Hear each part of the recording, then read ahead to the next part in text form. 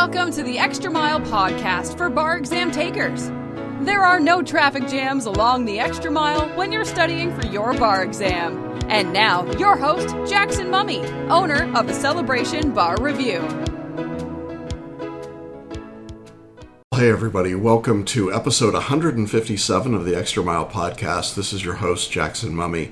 I'm so glad you're with us, and if by the time this episode is released, you've already taken the July 2017 exam and now you're kind of decompressing and kind of, letting the air out just a little bit, well, congratulations on finishing the exam. That's great news, and we're really pleased for you.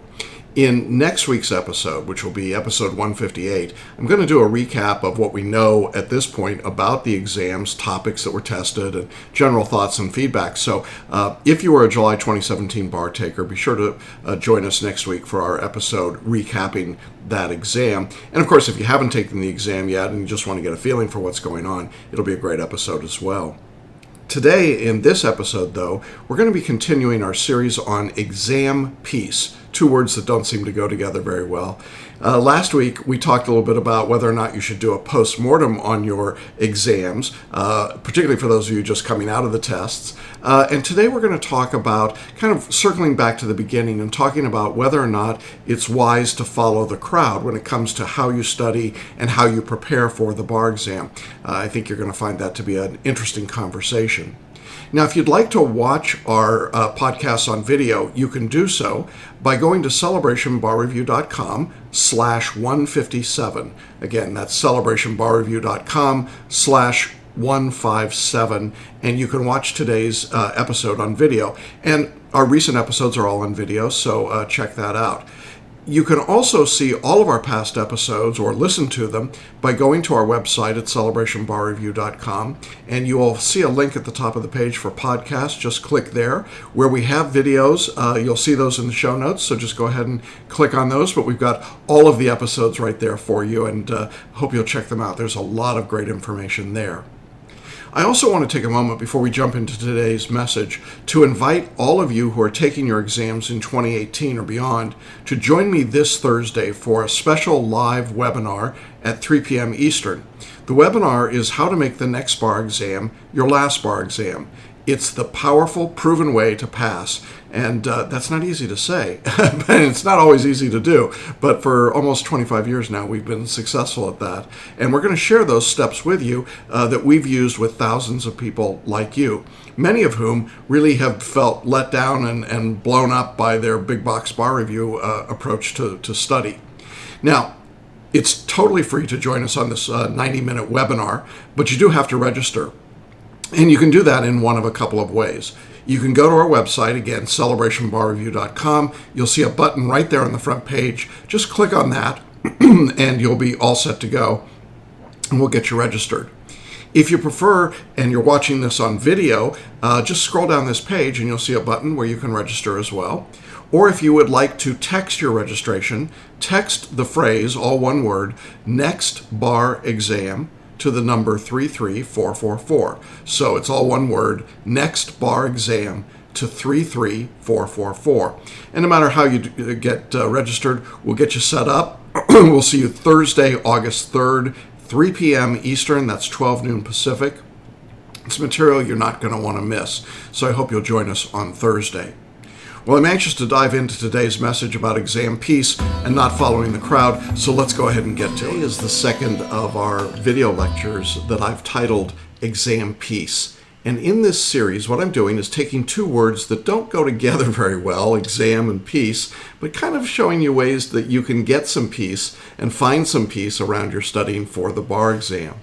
Now, in video number 1, I talked about what happens after the exam, doing a post-mortem of the exam. And if you've just taken your bar and you're waiting for your bar results, I really encourage you to watch that message. Today, I'm going to track back to the beginning of the process just a little bit and talk about how you can find some peace when it comes to the bar exam by not following the crowd when it comes to studying. Now, this is going to be a somewhat painful message for some people because I'm going to tweak some pretty deeply held ideas, some pretty preconceived notions. Pretty preconceived? Well, you get the idea. When it comes to tweaking, I have to tell you that some of the people and businesses and institutions I'm tweaking, they like to tweak back. So there's no question that there are some people that are unhappy with me because I say these things, and you can find them easily on the web. Google is a great thing, I guess, when it comes to that. But the ultimate truth of what I'm going to tell you today, I think, is totally unassailable. So I want to talk about how you can find peace at the beginning of the process by doing something that's counterintuitive, and that is to not follow the crowd. Now, here's what I mean. Most people who study for the bar exam will take what I euphemistically call the big box courses. That is, one of the courses that almost everybody knows about that are typically locked in a titanic struggle with one another for supremacy on most law school campuses. And the reasoning that most people use when they take one of these 3 big bar review courses is not that it's necessarily the best course, or even that it's the course that actually meets their needs most effectively. It's not that it has the best price, because it doesn't, or it's the most convenient, it's not, or it has the best professors, that's debatable, or it does the best work, I don't know, and certainly not the one with the highest pass rate, because truthfully, that would be us.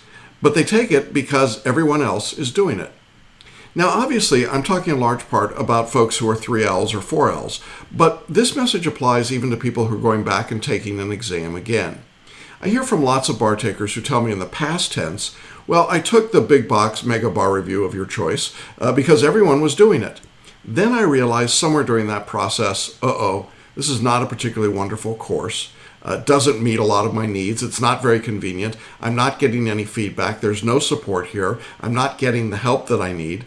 But unfortunately, it's too late to make any difference or to change out of it. So I felt like I was falling behind further and further. I started to panic, and then things went south. So the result was that for a lot of these folks, they didn't pass the bar. And then they come to us feeling let down by the bar exam and really wondering what they can do. Now, I recognize that law students in particular, and people in our profession generally, are risk adverse. But here's the real irony about this idea of taking a bar review course just because everyone else takes it. It really has to do with the math. It's kind of like when we were talking about looking at the math in a post-mortem, I guess. Let's say that the biggest bar review is the one that almost everyone takes in any jurisdiction. You know what their pass rate is going to be? Well, think about it. It's going to be the official state bar pass rate. In other words, let's take California. The big box bar review has a pass rate of about 35%, less for repeat takers. Now, if the big box advertised, hey, take our course because we've got a 35% pass rate, I think a lot of those risk-averse people would say, that doesn't make a lot of sense to me. So the big box folks, they're pretty smart and they're talented, at least in the marketing field. They say instead, take us because what? That's right, you can say it, because everyone takes us. Now here's the interesting part. Your goal is not to get the state pass rate, is it? Your goal is to pass the exam 100% for you. So if you do what everyone is doing, what happens is you've suddenly diminished your chances in most major jurisdictions. And when I say major jurisdictions, to be completely specific, I'd be talking about California, New York, Florida, Texas, Georgia. Those jurisdictions alone, the bar rate for the state is much, much lower than the bar rate that we've had over the past 2 decades for our students. Why is that? Well, we're not a big company. We're not tied into the state pass rate, and so we can run counter to the tide by doing the things that have been successful instead of being tied into the state rate.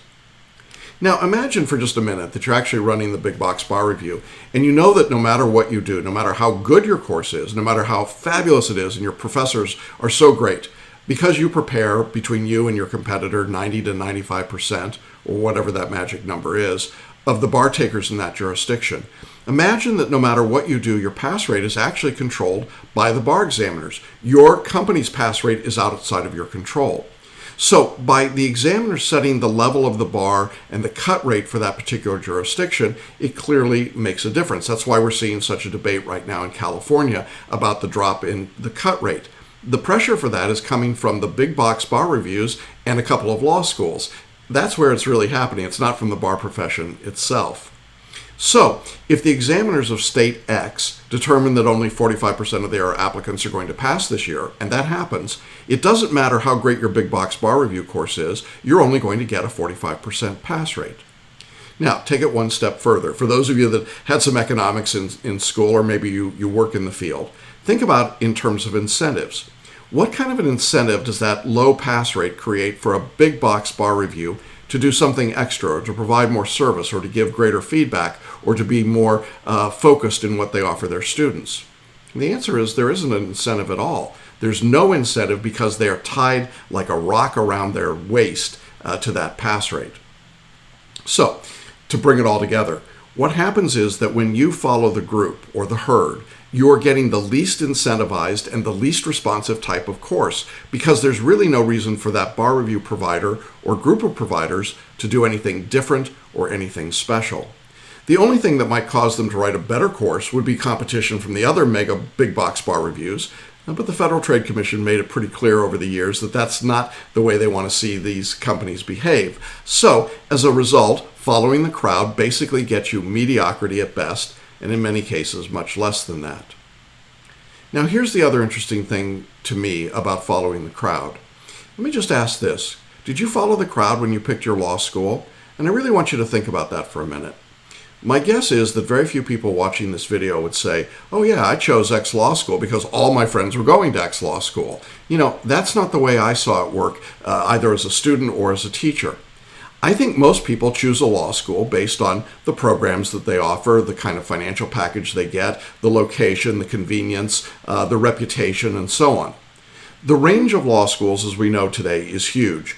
And I think it's be foolish to say one type or kind of law school, one concept of a law school would fit everyone.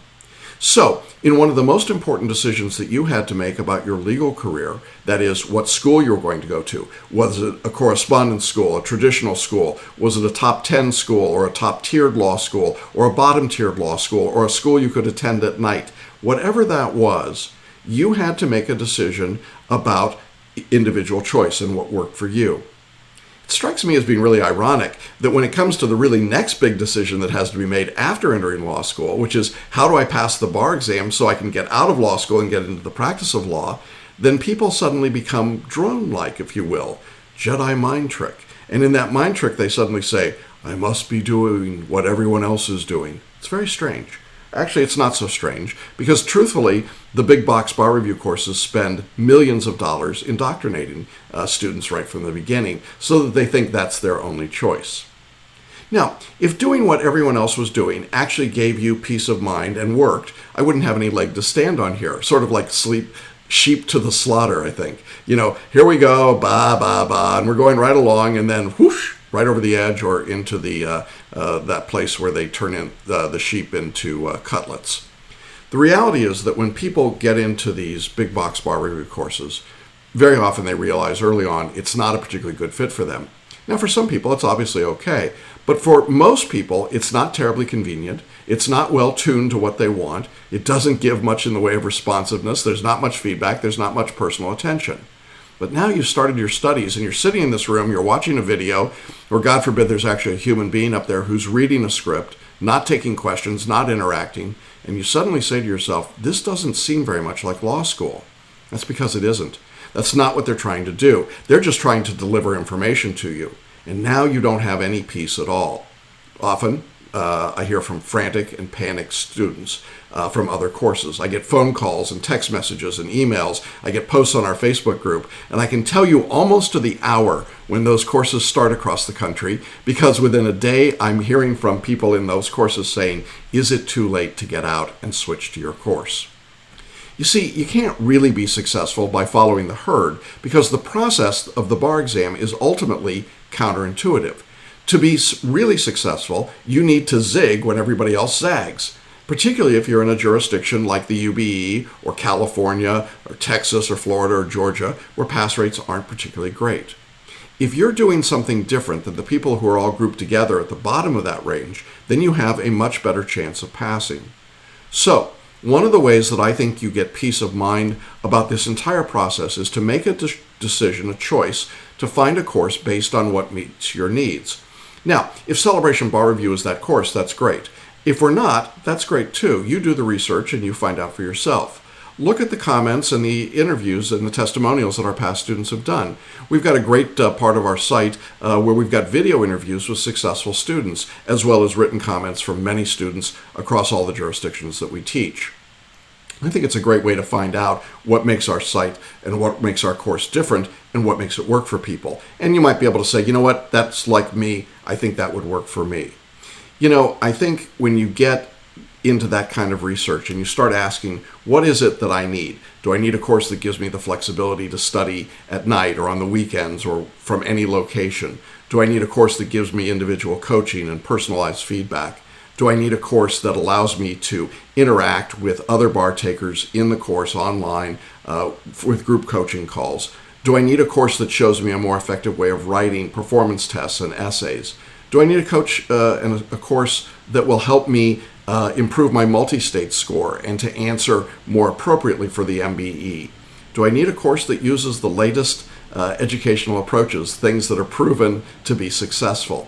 Or do I want a course that basically does what it's been doing for the last 40 or 50 years, which is to stand up every day and read material and then dump that material on the student and walk away?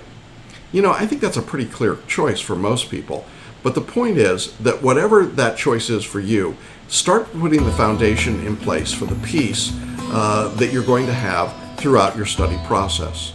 Well, that's our episode for today. I hope that you found this message helpful. Give you something to think about, doesn't it, about the importance of finding your own way and doing what's right for you, finding the right kind of course to meet your particular set of needs. And I hope we can help you with that.